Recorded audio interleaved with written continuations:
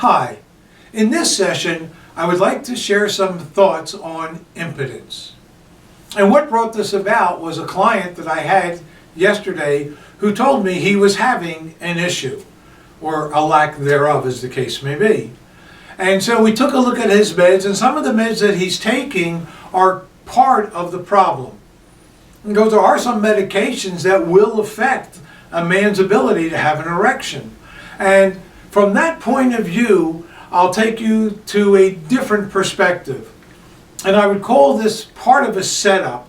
In other words, whatever the guy is going through, and this wasn't my client, but just in general, whatever the guy is going through is requiring certain meds. Now, whatever he's going through is the result of concepts in his subconscious mind and obviously patterns of behavior.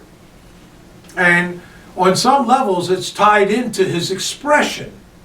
So whatever meds the doctor put him on is creating this inability to have an erection, inability to communicate on a sexual level or a physical level with his wife or partner, as the case may be. Whatever. Today's terminology is crazy. But be that as it may, because some kids are not getting married, they're just living together, and that's okay too. I have no opinion on that. Be that as it may, what's happening is that, there's this issue.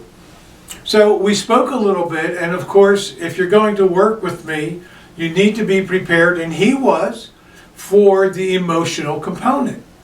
And I said to him, if you cannot perform, well, there it is. What are you going through that makes you feel you can't perform in your entire reality, at work, your relationship, your expression? What are you going through? And why and what do you believe about yourself that tells you that you don't have the right, the authority, the ability, the knowledge to be able to perform, to be able to express yourself? And what's going on in your relationship? Because obviously there's something going on.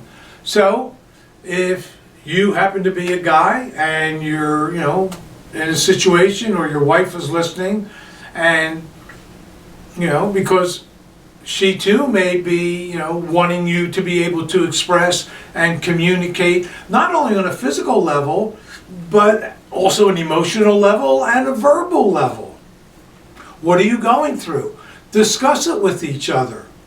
Bring it up. And yes, the meds could play a part, and if that's the case, seek out a natural, healthy alternative. You see, it astounds me how quickly people go into fear, and something goes wrong. They're immediately running to the doctor, and the doctor puts you on a script. Somebody I know a couple of months ago had a baby, and I don't know, something about the baby was going through something, and instead of doing some research, going online and looking up, why a baby might do this, that, or the other, they immediately ran to the doctor out of fear. And on one level I can understand it, on another level I feel for them, because they're already conditioned not to have faith and courage in self. And they run to the doctor. What's the doctor do? Puts the baby on a prescription.